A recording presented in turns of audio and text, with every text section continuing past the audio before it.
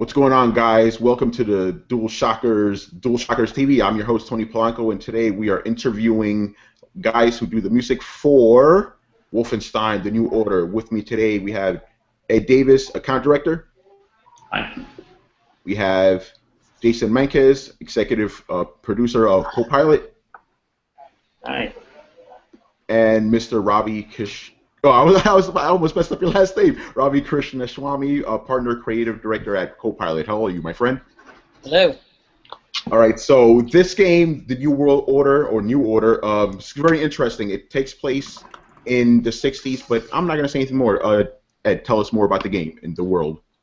Sure, yeah. So Wolfenstein: The New Order is a new twist on the storied franchise, developed by Machine Games, studio out in Uppsala, Sweden. We're in Sweden.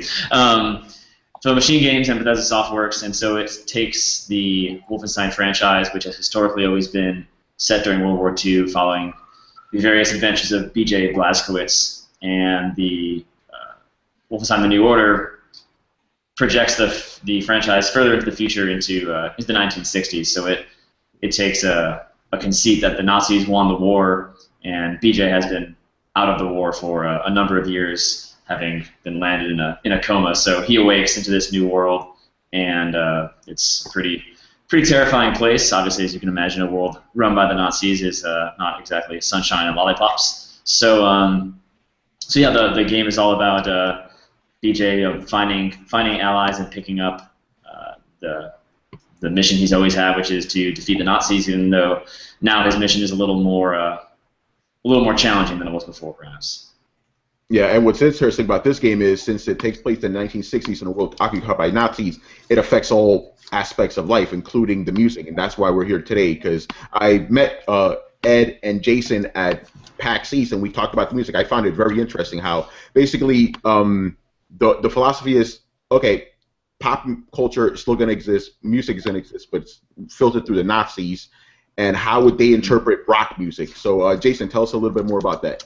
Yeah, you kind of hit the nail on the head. I mean, Ed brought this project to us, and it's, as a music geek, it's one of the most exciting things to do, is to have these incredibly deep conversations of what would pop culture be like if the Nazis had won World War II? What would music sound like? Would the blues exist? So we had decided that music still developed in the U.S. and the blues existed, but through this Nazi filter, it might have been, for lack of a better word, corrected. And rock and roll would exist, and so how would music sound different? What would be this?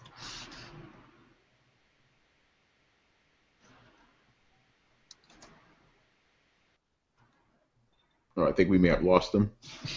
He's frozen in time, it looks like. All right, anybody want to pick that up? Oh, yeah. So okay, you're back. You cut off for a little bit. Can you just repeat that? Oh no, that was Ed. I think you heard me talking. Okay, yeah, so I can just pick up where he left off there. But so it was a lot of fun to get to envision what the world would be like through a pop culture lens. So obviously the music, when you first start thinking about the 1960s, no matter what you lean towards, either if you're a music person or not, it's hard to avoid the 60s music and how important that was to the pop culture in general. Kind of was pop culture. So it was a fun task to get to dream up a record label and all the various bands that would emerge and what their sound would be like, especially knowing that the Nazis had created this label to take advantage of pop culture, but they knew they can't keep it suppressed. It's like a virus, so they try to co-opt it and make it their own. So it can't just all be propaganda. It has to have a sweet edge. Yeah, and I want to know how the process went about making this movie. Like, where do you start? Like, deciding, okay, we're gonna have this in the game, we're gonna have that in the game. How do you decide to filter it?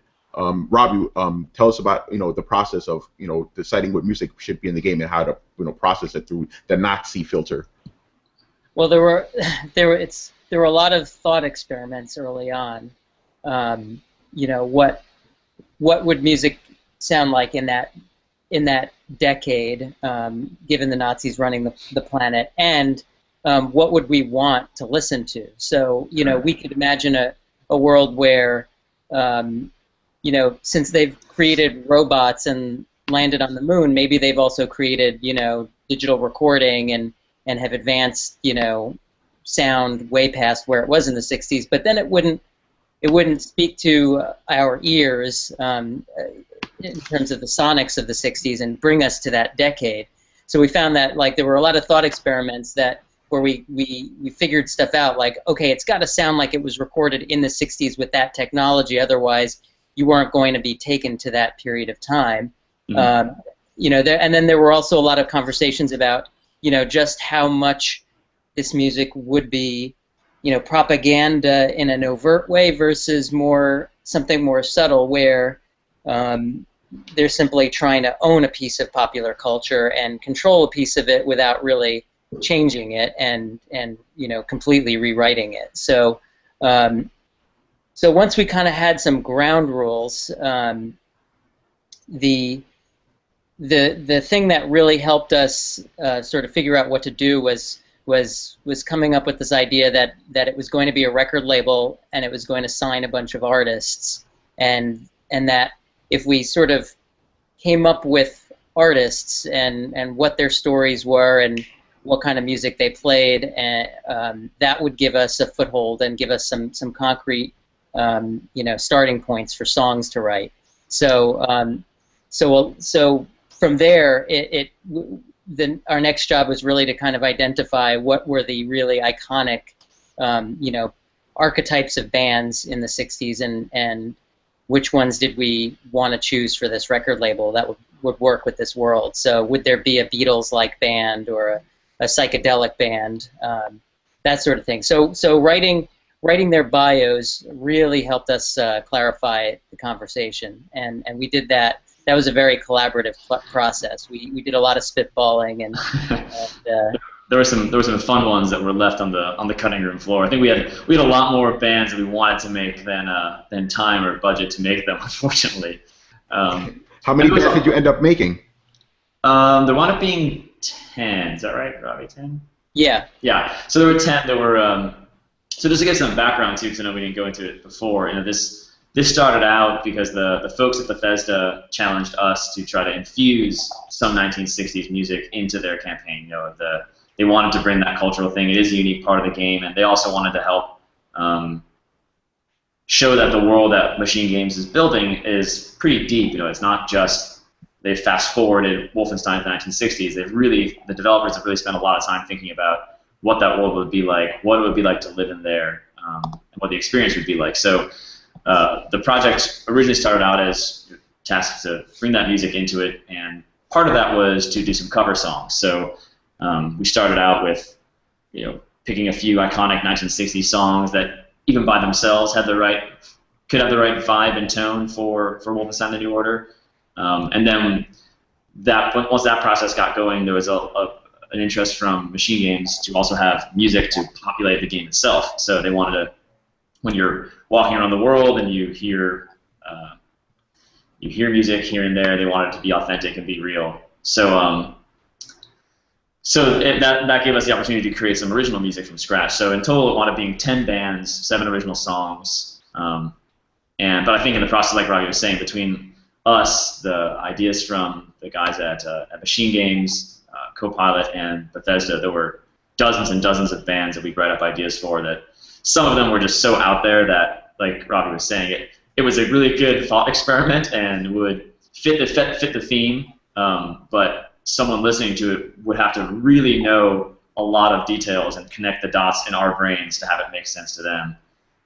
So that was how we wound up trimming it down and picking out the ones. And there are some that are a little more out there. There are some that are much more traditional. But we found a nice mix, I think. Yeah, and this is you could pretty much consider it the state-run record label of the world.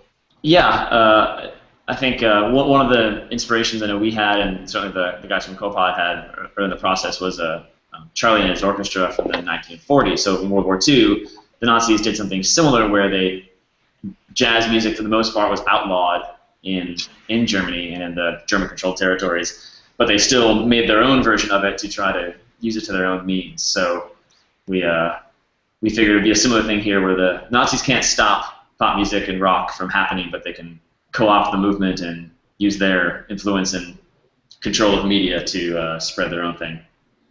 Yeah. Jason, welcome back. Hi, Jason. I lost you there for a little bit, buddy. Yeah, thanks. Okay. Yeah. Okay. Someone out there didn't like what I was saying. Maybe. But yeah, we are just talking about just the whole genesis of how you decided to pick the music. I want to talk about the actual recording techniques because I remember, this is supposed to be authentic sounding 60s. So, I mean, I don't know.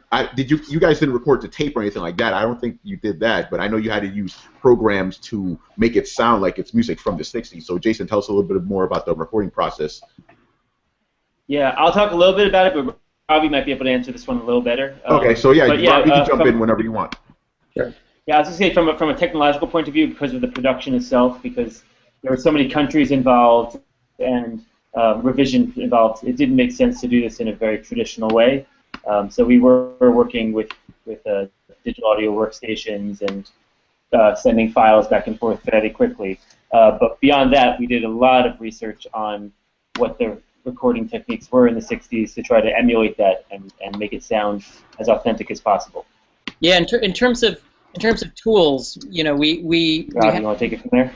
Yeah, I was gonna say, in terms of the tools, we had to use we did use some of the latest recording techniques, mostly because we were collaborating with a really large group of composers, musicians, singers, in a relatively quick amount of time.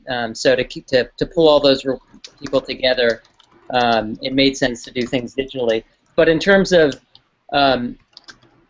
the other aspects of how we went about recording, we did everything live. There were no programmed instruments. We wrote everything, in a very we wrote everything deliberately, in a way that sort of emulated the way that records were made in the 60s, where when the musicians went in, they were really good players and knew their parts, and they just had to hit record.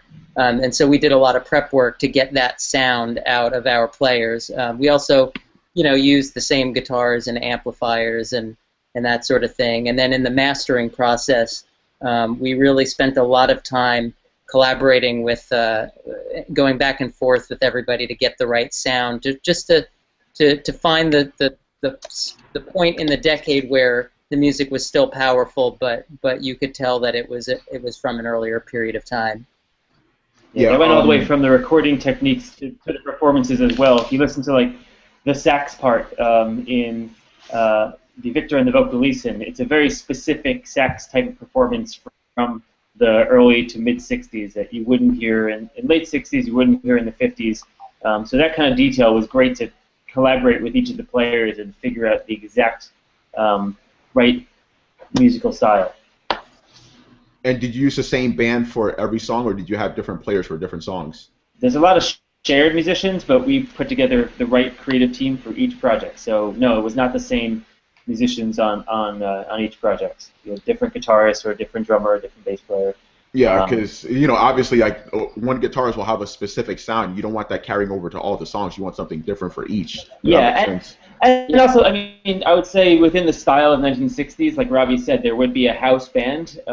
So it would make sense to have shared musicians. But again, it was whatever would make most sense for the execution. One thing we did make sure of was that each singer for each song was completely different, and the background singers were different, because we wanted to make sure it was a separate group. It wasn't just a bunch of studio musicians pretending to be different artists. Yeah, but it was really, there are subtleties. Even stuff like the bass. We had a number of different bass players. We had a bass player that was really more tuned into soul, Motown kind of thing, and who did great work on Nowhere to Run. And then we had two different upright bass players. We had one that brought a little bit more of a light orchestral pop sound to something like Carl and Carla, and then we had one that was really more of a slapper, a rockabilly guy that we brought in for Hans. We call him a slapper. Yeah, a slapper.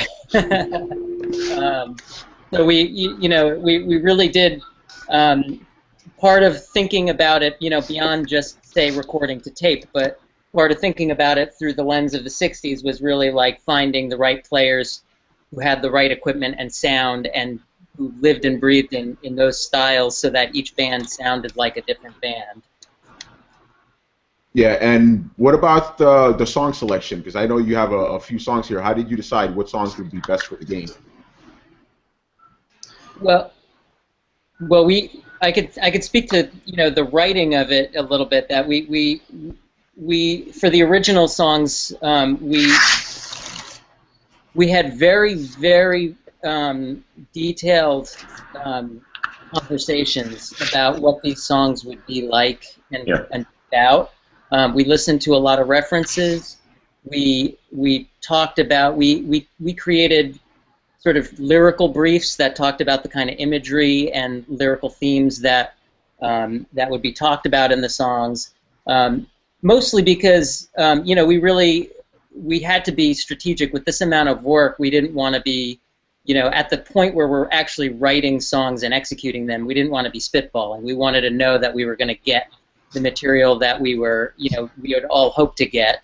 And so by the time we got to writing the songs, we wrote a couple of approaches, and it really depended on the artist and whether we thought there were 2 or 3, say valid ways to go with each artist, and what those approaches would be. And we even talked about, okay, we're going to do one that leans a little bit more in this style, one that leans a little bit more in that style. Like for example, Carl and Carla, we had a song that really leaned more in the Marvin Gaye, Tammy Terrell territory of male-female duets, and that was a very different thing than what we ended up with, which was the more of the the Sonny and Cher sound. And so we do have. So that's all to say that we do have some top secret B-sides hanging around, waiting to be finished. Yes. But it was really fun, and from our standpoint as the creators of the songs, I have to say that our conversations were so good and concrete and productive with AKQA and Bethesda that it was really hard to say no to any of the songs that we wrote. We loved them all, and we were so attached to them. It was hard to just pick one. But Ed, as our client in this situation, you can probably talk to how you guys narrowed it down. Yeah, I mean, a lot of it started with even when we were just choosing the bands themselves. I think trying to find the right mix and the right sounds. And like Robbie said, you want something that, as a general consumer audience, can hear and for them invoke a sound of the 1960s and a memory of the 1960s that they know, but then have it be a little bit twisted. And we also didn't want every one of the bands to be a funny little amalgam. So, for example, one of our cover songs is Wilbur Eckhart and his All Stars, and they're like a Volksmusik, polka, tuba, like the Lederhosen wearing Bavarian beer hall sounding band, but they're doing a cover of House of the Rising Sun. And so you could start playing with some of those things, and the cover songs, you had a lot more room to, I think, we were much more comfortable pushing those in weirder directions, but the cover songs needed to have something more recognizable. The funny part is, I mean, we spent so much time on some of the songs going back and forth with the Copilot guys and Bethesda, just trying to get the lyrics just right and the content just right, knowing that almost all of it was going to wind up being in German anyhow, and a very small portion of the audience globally would actually listen to it in German and understand it, or go through the process of translating it. So I'm sure there were lots of lengthy discussions over lyrics that only a few select people outside of the native German speakers of the world or learned German speakers of the world will appreciate these subtleties. But there was a lot in there. So it was, and so just the selection process was really just trying to get that right balance and mix, and trying to maintain a view from up here, especially because the Ravi and Jason and their crew were in the trenches churning out demos, coming up with lots of different songs and sounds, and so we were able to get some perspective on the overall picture of stuff. But I think in the end it came out to be a really good balance of different sounds, different songs. And if you look at the listen, certainly there are a few that are more popular than others, but it's a pretty good distribution of popularity amongst the different songs. Yeah, I just want to know, how were the songs selected? Oh, Cover songs specifically. The cover songs? Yeah. It was another lengthy process. A mixture of again trying to find songs that are recognizable, especially once you do start covering them and changing them. They need to have a certain level of iconic, whether it's a hook or a chorus or a beat or something that can survive both a cover and a Germanification of them. Yeah. So that was a process. Of course, a big part of it was just practicality. Licensing music is a challenge, both in terms of cost as well as just getting permission from all the various estates.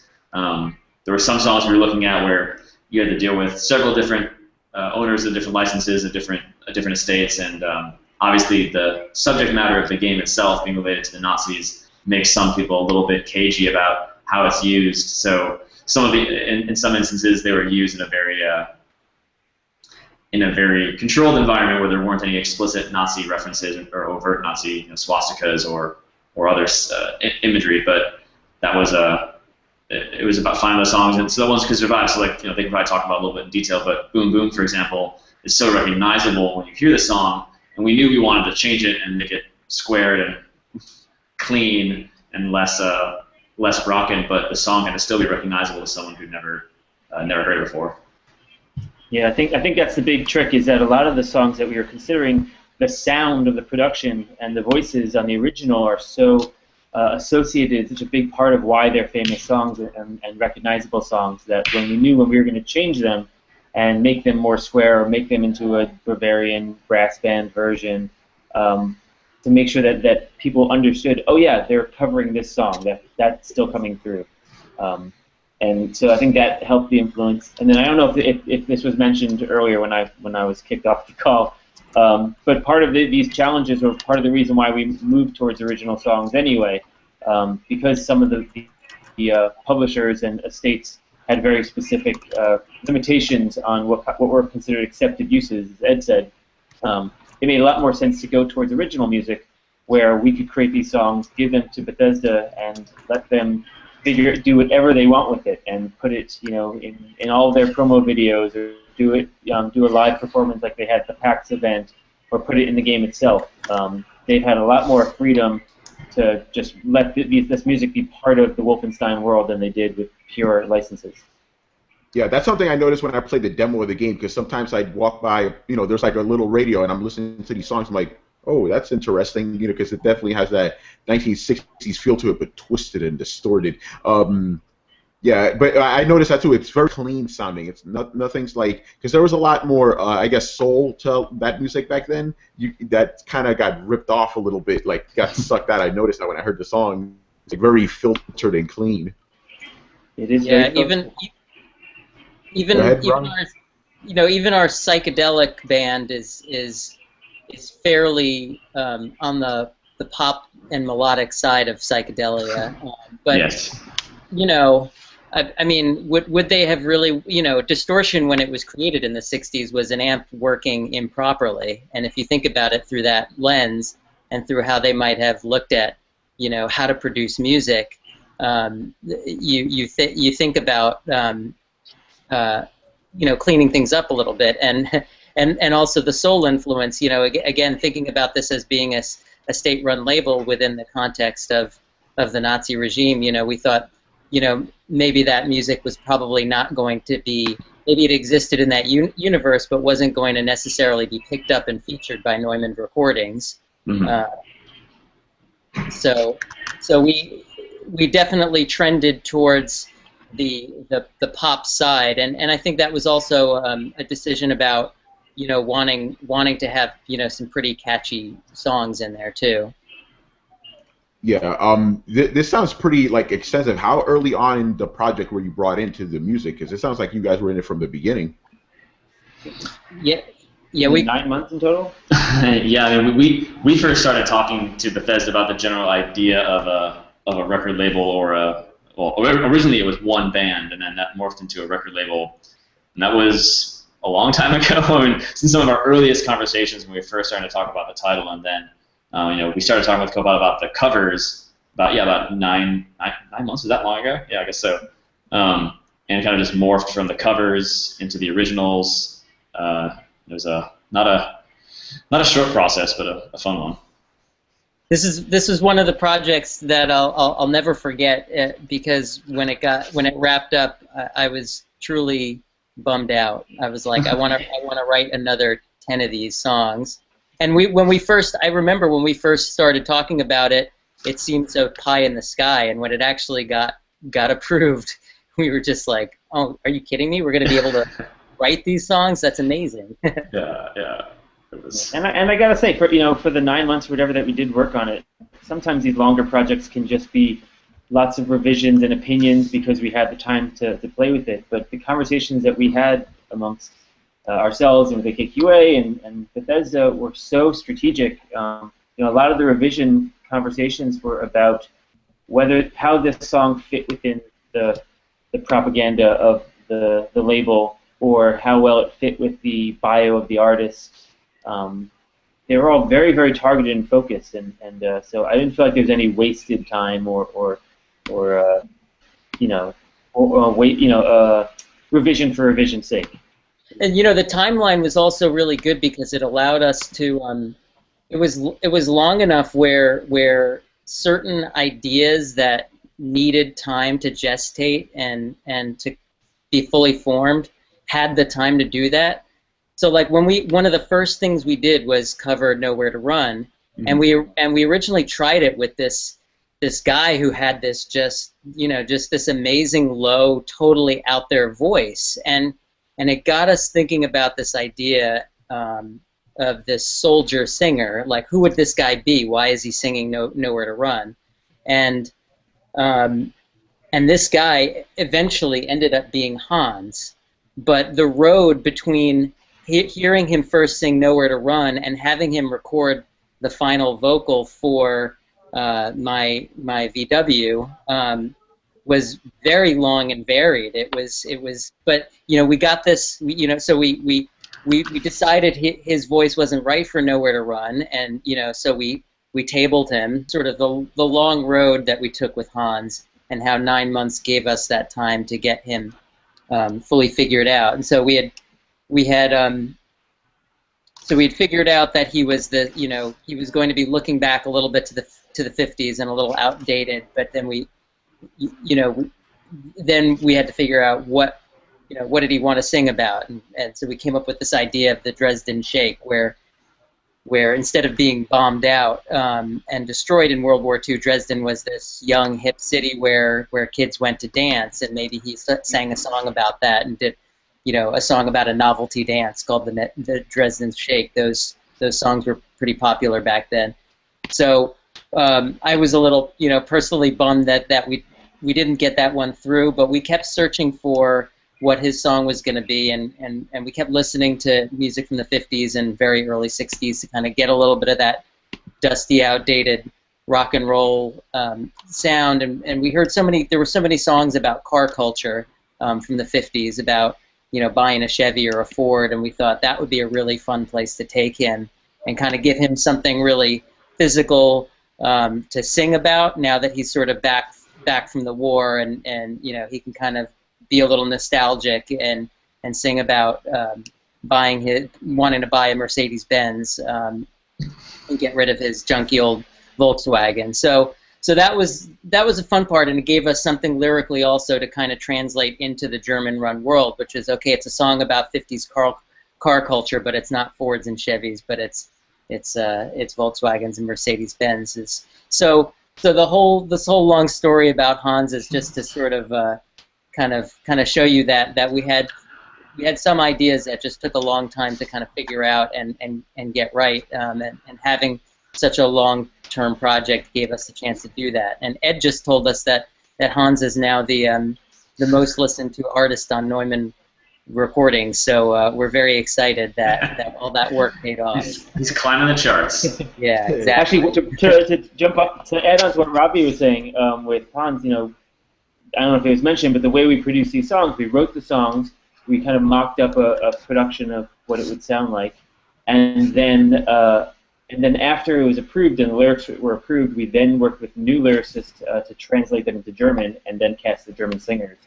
And part of this long process for Hans in particular, was finding the right voice for what he would be like, and that involved actually more so than the other artists casting a couple of different singers for the German version to figure out how quirky a singer he should be, how rough a singer he should be, how good a singer and in tune he should be, and it was strategic enough to the point where we actually had to do a change in casting at the English version. A lot of the songs we did, we had maybe the composer sing them, or Ravi or I would sing them. But to get the idea of Hans across, we actually cast a singer for the English demo just to get the idea across, knowing that he would be replaced when we did it in German. Yeah, it's hard to find a singer who can sound like they're bad at singing and not aware of it. Yeah. That's pretty interesting. But yeah, this just goes to show how intensive you guys went with the soundtrack. You guys really covered all your bases, especially with the bios. I find that very interesting. You had to do bios for all the artists, and then you started recording based on their history. That's very cool. It really helped. It made things so much clearer. Because we can make music forever and ever and make great tracks, but it really clarified what kind of music, what kind of artists would be on a label like this, and if we are going to have this kind of artist, we need the love duet. We knew we needed that. We knew we wanted the bad boys of rock. We knew we wanted the sweet, innocent kind of teen heartthrob. So once we figured those things out, then it was a much clearer conversation of, okay, well, what kind of song would that person sing? And it also influenced, the game, conversations about the game itself influenced the artists. I think AKQA's idea was to have the surf rockers. We knew that in the game the Nazis colonized the moon, but we also had a pitch for kind of a space balladeer, in kind of like David Bowie did with Ground Control to Major Tom, or Elton John with Rocket Man, kind of a sadder feeling about the loneliness of space. But it was very clear that wouldn't make sense for this label. This label is about the propaganda of how wonderful everything is, so that we were going to do a song about being colonized on the moon. It had to be fun and happy, and that's why we did a surf rock song. Yeah, and I'll just add that even early on in the process, AKQA was actively sort of pulling a lot of imagery that ended up inspiring the album artwork, but it also ended up inspiring the songwriting. It was really, once we talked about these bios, and when we started to see, what they might look like, or what their album art might look like, it really gave us some interesting, some inspiration as we were writing. It happened for the lyrics too. The seeing the images of the robots really influenced the spoken word part of Schwarzgotterbellen. Yeah. Oh, that's pretty cool. So yeah, it was like a nice meld of everything. Then things from different aspects influenced other aspects. That's pretty cool. Yeah, it was really collaborative. It had to be, because again, all this music was supposed to exist in this world, and so we couldn't do that unless we understood the world. Yeah, and it makes the whole world more convincing that way too. Yeah. Definitely. Actually, I need to ask this because it's because you guys wrote so much music. Are there any talks about a soundtrack? Maybe having some of those tracks that were on the cutting room floor brought back to life? Anything like that? There's talk of it now that you said it. You're not possessed to make it happen. Yeah. I'm sure I speak for the co-pilot guys that we would all like to see more Newmont stuff come to life. We'll leave that in the hands of the folks at Bethesda. Yeah, because that would be awesome. Because maybe you can launch the Kickstarter campaign for it. I will say, I don't know if you got them, but at the PAX event, it was so cool to see that they released these songs as singles on vinyl, just to continue the idea of the 60s world. Yeah, I mean, the cover band was really cool too, the one at the Bethesda party. I mean, I was like, wait a minute, I know this song, but the lyrics are in German. This is interesting. It was surreal. I told Robbie this was our weird science moment, where we created this person in a computer, and all of a sudden we see it live on stage, and yeah, it's pretty surreal. Bizarro German Andy Warhol. Yeah. All right, guys, so that pretty much wraps it up. Thank you all for joining us today. Wolfenstein will be out on May 20th. Ed, what systems is it out for? It's on all the next-gen and current-gen, Xbox One, Xbox 360, PS4, PS3. Am I missing anyone? Did I forget one?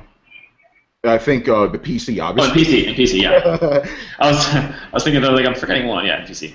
Yeah. All right, guys. So once again, I was joined by Ed Davis. Hi, bye, thank you. There you go. Jason Menkes Thanks. and Ravi Krishnaswamy. Thank you. All right, guys. And watch out for our review. We will be reviewing the game very soon. So see you all next time. Great. Bye. Bye-bye. All right. Thanks.